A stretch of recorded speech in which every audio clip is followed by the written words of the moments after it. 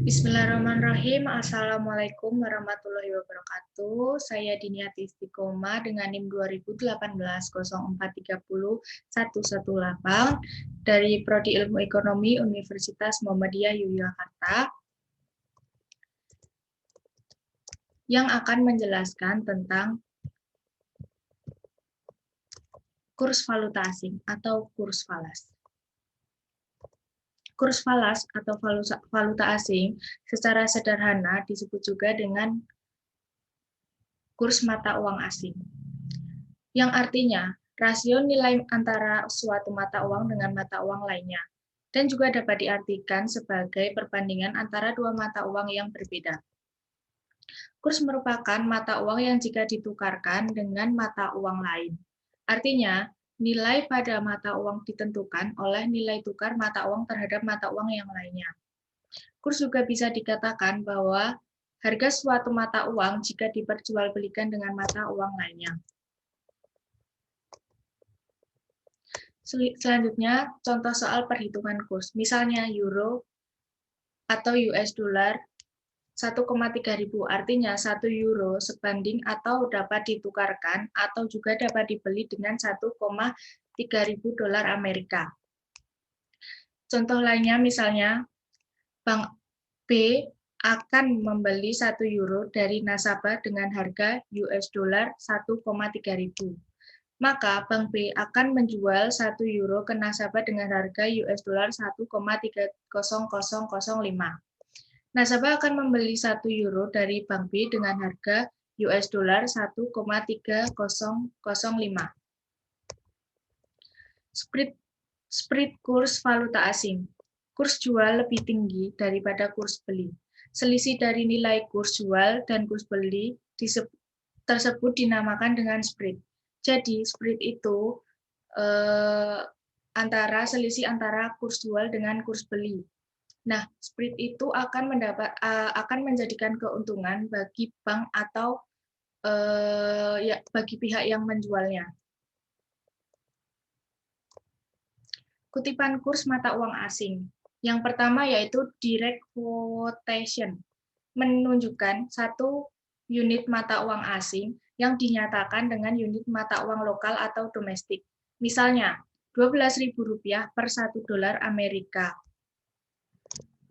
Yang kedua yaitu indirect quotation, yaitu menunjukkan satu unit mata uang lokal yang dinyatakan dengan unit mata uang asing. Misalnya, Rp1 Indonesia itu merupakan 0,00083 dolar Amerika. Selanjutnya yang ketiga, European quotation, yaitu 1 unit dolar Amerika dengan unit mata uang asing lainnya. Misalnya, 110,00 yen Jepang per 1 dolar Amerika. Selanjutnya, American quotation menyatakan 1 unit mata uang asing dengan mata uang dolar Amerika. Misalnya, 1,3900 dolar Amerika dalam per 1 euronya. Selanjutnya yaitu devaluasi dan revaluasi mata uang negara valuta asing. Devaluasi merupakan tindakan yang diambil pemerintah suatu negara dengan menurunkan nilai mata uangnya terhadap nilai mata uang asing.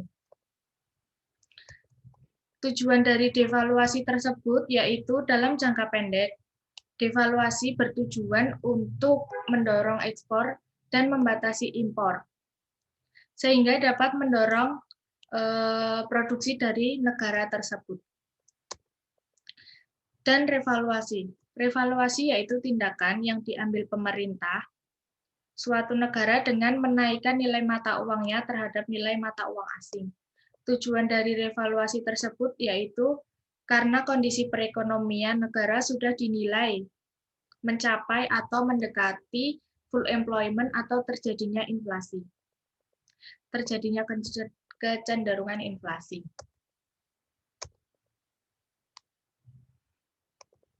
Faktor yang mempengaruhi perubahan kurs. Yang pertama, faktor perubahan kurs itu dapat secara langsung maupun tidak langsung. Faktor secara langsung yang pertama yaitu permintaan falas akan ditentukan oleh impor barang dan jasa ke dalam negeri dan ekspor modal dari dalam ke luar negeri. Yang kedua yaitu penawaran falas akan ditentukan oleh ekspor barang dan jasa ke luar negeri dan impor modal dari luar negeri ke dalam negeri. Faktor penyebab perubahan kurs secara tidak langsung yang pertama yaitu posisi neraca pembayaran. Neraca pembayaran memiliki pengaruh terhadap nilai tukar dari mata dalam negeri. Jika neraca pembayaran defisit, maka permintaan terhadap falas akan meningkat sehingga menyebabkan nilai rupiah melemah. Begitu juga sebaliknya, apabila neraca pembayaran surplus, permintaan terhadap falas akan menurun dan ini akan menyebabkan nilai rupiah menguat. Selanjutnya yang kedua yaitu tingkat inflasi. Penurunan daya beli mata uang yang ditunjukkan oleh kenaikan tingkat harga di negara yang bersangkutan, maka akan diikuti dengan depresi atau pelemahan nilai tukar mata uang negara tersebut. Begitu juga sebaliknya, apabila kenaikan daya beli mata uang domestik akan mengakibatkan apresiasi atau menguatkan nilai tukar mata uang domestik tersebut. Yang ketiga yaitu tingkat bunga. Dengan asumsi kenaikan tingkat suku bunga bank untuk mata uang domestik akan menyebabkan mata uang domestik mengalami apresiasi atau menguat terhadap nilai mata uang negara lain. Selanjutnya, peningkatan pendapatan nasional. Tingkat pendapatan nasional hanya akan mempengaruhi nilai tukar melalui tingkat permintaan valuta asing. Kenaikan pendapatan tersebut diiringi dengan meningkatnya kegiatan transaksi ekonomi melalui kenaikan impor akan meningkatkan permintaan terhadap falas, sehingga menyebabkan nilai mata uang domestik terdepresiasi. Selanjutnya, kebijakan moneter. Kebijakan moneter untuk mempengaruhi kegiatan ekonomi dapat mempengaruhi pergerakan kurs. Selanjutnya, ekspektasi dan spekulasi. Untuk sistem nilai tukar yang diserahkan kepada mekanisme pasar secara bebas, seperti halnya rupiah dan sebagian besar mata uang negara-negara di dunia, sehingga perubahan nilai tukar rupiah dapat juga disebabkan oleh faktor-faktor non-ekonomi.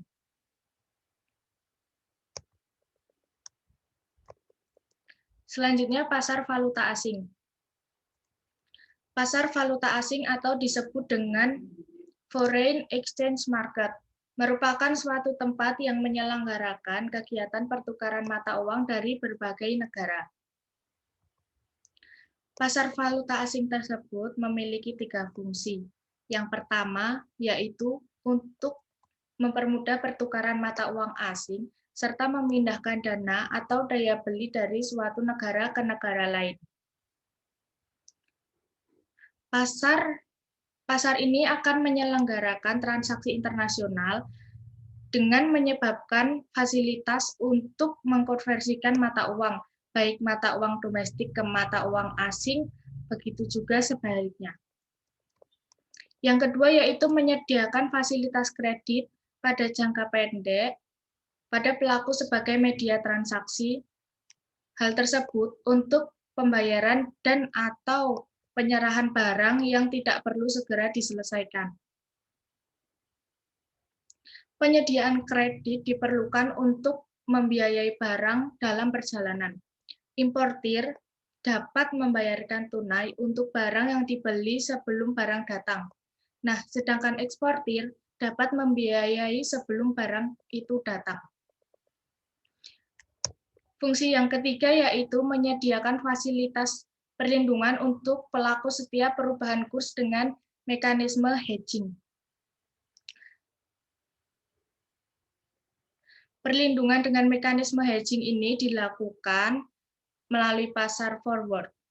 Perubahan kurs di masa datang akan menimbulkan resiko terhadap pelaku yang melakukan transaksi dengan mata uang asing, baik untuk ekspor, impor, pinjaman, atau investasi dalam mata uang asing.